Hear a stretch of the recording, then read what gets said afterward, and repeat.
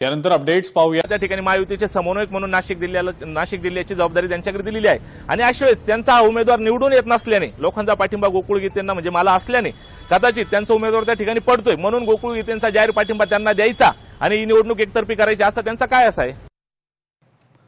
नाशिक विधान परिषद निवडणुकीसंदर्भात आता विनायक राऊत यांनी प्रतिक्रिया दिलेली आहे। उद्धव ठाकरेंसोबत त्यांची बैठक झाली, सर्वांनी कबूल केलं, आमच्याकडे आमिष दाखवली जातात पण आम्ही कुणीही आमिषाला बळी पडणार नाही असं विनायक राऊत म्हणतात।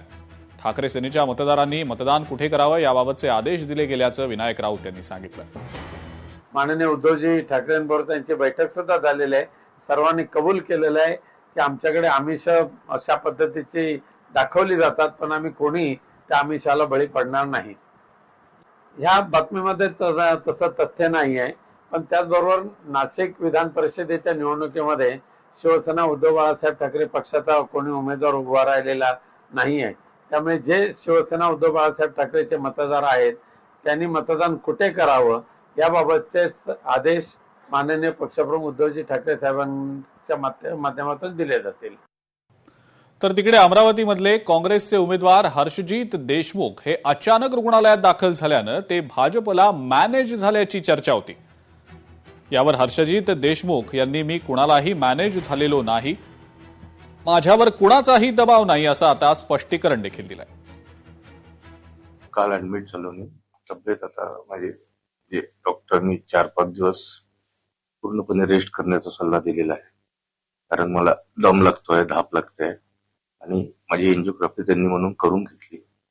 तर त्यांचं म्हणणं आहे की थोडं तुम्हाला तब्येतीची केअर करावी लागेल, 4-5 दिवस रेस्ट करावं लागेल।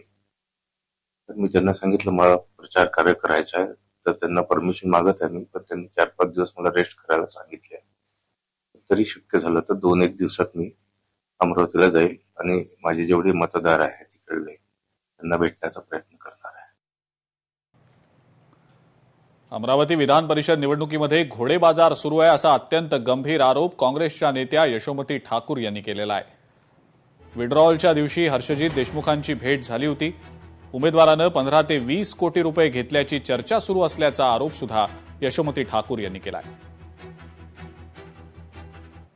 इथं विड्रॉलच्या दिवशी माझी त्यांची भेट झाली होती, ते व्यवस्थित काम करतायत असं आणि करणार असं त्यांनी आम्हाला शब्दही दिला होता। 2 दिवसानंतर ते नागपूरला जातो म्हटले आणि आलेच नाही। हा मलाही असंच वाटतंय, कारण आयसीयू मधनं कधी कोणी इंटरव्ह्यू देत नसतं। तुमचा इंटरव्ह्यू टीव्हीवर बघितला, आयसीयू मधनं इंटरव्ह्यू, आणि खरोखरच काय आहे काय नाही आहे हे बघा। आमच्या कानावर तर वेगळ्या गोष्टी येत आहेत की जसं हेमंत पाटील म्हणाले की याच्यामध्ये खूप सारा पैसा आणि खूप सारी घोडेबाजारी सुरू आहे या निवडणुकांमध्ये, आणि तसंच काहीतरी झालेलं दिसतंय। 15-20 कोटीचे व्यवहार जर होतात तर होम मिनिस्ट्री काय झोपलेली आहे का? ज्याला आरोप करायचे आहेत त्यांनी पुरावे द्यावे, ज्यांना पक्ष सांभाळता येत नाही, आपल्या पक्षातल्या उमेदवारांनाही सांभाळता येत नाही, ते अशा पद्धतीनं जर या ठिकाणी आरोप करणार असतील तर ते योग्य नाही। अमरावतीत काय झालं मला माहित नाही, पण माझ्या माहितीप्रमाणे अमरावतीमध्ये निवडणुका होत आहेत, तिथे काँग्रेसचे उमेदवार आहेत, अपक्षीय उमेदवार आहेत, त्यामुळे अचानक ही काय उपरती त्यांना झाली आहे मला याची काही कल्पना नाही। पण मला असं वाटतं की हवेत बाण सोडू नका, पुरावे असतील तर पुरावे द्या, पुरावे द्याल कारवाई होईल।